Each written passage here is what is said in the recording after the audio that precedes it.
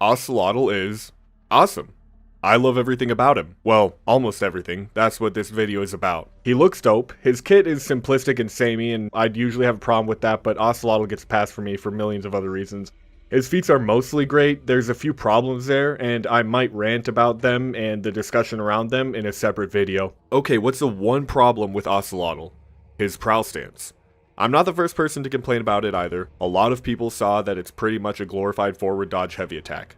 People have gone a little too far and claimed that it's a useless move, but that just shows that they forgot other ganking tools like Shigoki's Hug or Meje's Staff Mode Bash work just fine. Just like those other moves, Ocelotl's leaping attack isn't meant to be used in 1v1s, and actually it might be even better than those moves since it doesn't count as a bash and it won't feed as much revenge. I'm really glad that the devs wanted to make Ocelotl unique and added this stance, but it's missing something. It's missing the thing that actually makes him a prowler and a stalker. People have suggested that Ubisoft add other moves to the stance or give him the ability to fast flow into the stance from chains or other changes to make it 1v1 viable, but all of those I've seen won't add to the prowler playstyle, which is what I want to prioritize. I have ideas to fix his prowl stance, and unlike every other idea I've seen to quote-unquote fix it, I want to keep his stance as a niche tool to only use in gank situations or in team fights, and I want to hyper-focus in on the stalker playstyle and make the prowl stance facilitate that playstyle to perfection. Let's get into those ideas. First, let's see what the stance does. Initiating the prowl stance gives Ocelotl some iframes similar to Nobushi's hidden stance.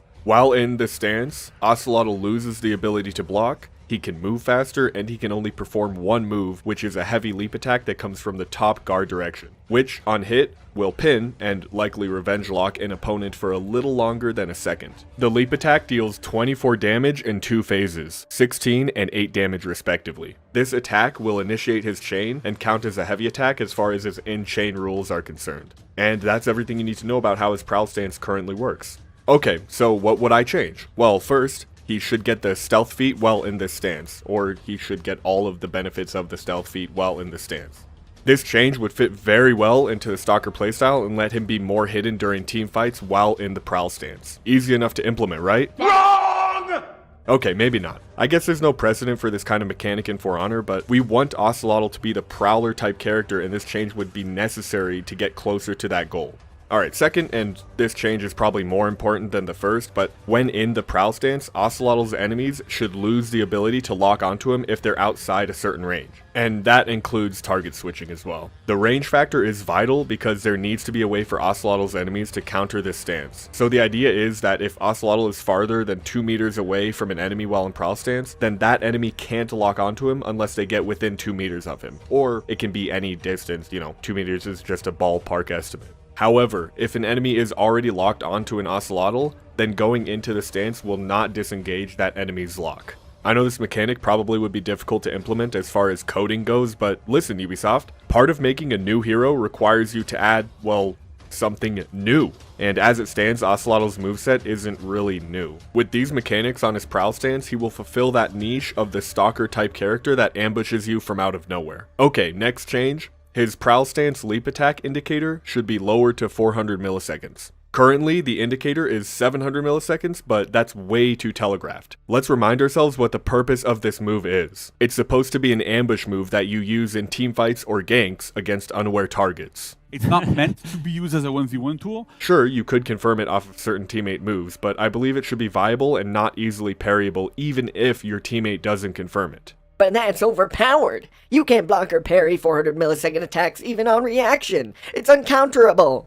No, it's not. Here's why. The animation that plays is very, very distinct. No matter how short the indicator is, if you see the Ocelotl start this animation, you can parry him every time if you just spend 4 minutes in training to get the timing down. If it's so easy to parry, then why do you care about the indicator? Well, the indicator only matters so long as you're not looking at the Ocelotl. I'm sure you see where I'm going with this by now. If an Ocelotl is off screen, then his leap attack will be unreactable, but if you see him, then it will be reactable and easily parryable since he can't feint it. This creates an awesome gameplay loop where the Ocelotl will have to try and stay out of enemies' line of sight to get the jump on them rather than attacking them head on. That's why he can move faster in the stance. Even with all of this, you might still think an enemy Ocelotl coming out of nowhere to pin you and get 24 damage on you is overpowered. But no, it's not that strong because if you're fighting an enemy and you have an inkling of a suspicion that an Ocelotl is prowling nearby waiting to pounce, then all you need to do is put your guard on top. By doing that, it doesn't matter how unreactable his leap attack is, the Ocelotl can never hit you because no matter which external side he attacks you from, he will get blocked every single time. This includes 1v1s. Even if the Ocelotl is approaching you while in prowl stance and out of lock distance, then you can still lock onto nothing and parry top once you see him go for the leap. As far as reflex guard heroes go, I'm sorry, you got the short end of the stick, but you still could just keep refreshing your guard on top to remedy the threat of a nearby Ocelotl. On a separate note, Ubisoft does need to change reflex guard. Anyways, Ocelotl forcing his enemies to keep their guard on top now opens them up for side attacks that are thrown out during teamfights, which puts quite a bit of pressure on enemies and makes the move pretty good. And that's the point of moves, they're supposed to be good. 400 millisecond indicator needs to go on his leap attack, please and thank you. Now, I'm going to sound kind of hypocritical because I was lambasting other people for suggesting the devs add more moves to his prowl stance, but the move I'm about to suggest is different. I mean, it's not that different because it's already on Highlanders and Shaolin's stances. You might see where I'm going with this, but give Ocelotl an emote from prowl stance, a death whistle emote. First of all, a death whistle emote is cool as fuck, which is reason enough to add it. Second of all, it could actually give benefits on gameplay by affecting the enemy's mental condition by putting extra pressure on them, even if you're not including the terrifying noise they make. Highlander's emote from offensive stance somewhat shows this. You know how earlier I was saying that if an Ocelotl is nearby in prowl stance, you can just put your guard on top to negate his pounce, besides a little bit of chip damage? Yeah, well, if the Ocelotl player wants you to know that he's nearby, he can pull out his death whistle and tell you himself without needing to get close. To prevent the whistle noise from giving Ocelotl's location away, Ubisoft should add a sound mechanic to the emote. The mechanic is, an enemy that Ocelotl is locked onto will not have the directional audio of the death whistle emote. This way an enemy won't know where an Ocelotl is based only off of the whistle noise. Let's do a demonstration. Headphones are preferred, but if you're sitting on the toilet with your phone, that's fine too, I guess. This is an Ocelotl death whistle noise coming from your right.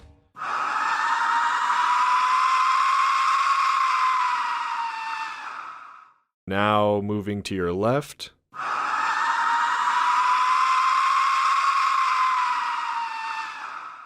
And this is the same whistle when Ocelotl is locked onto you.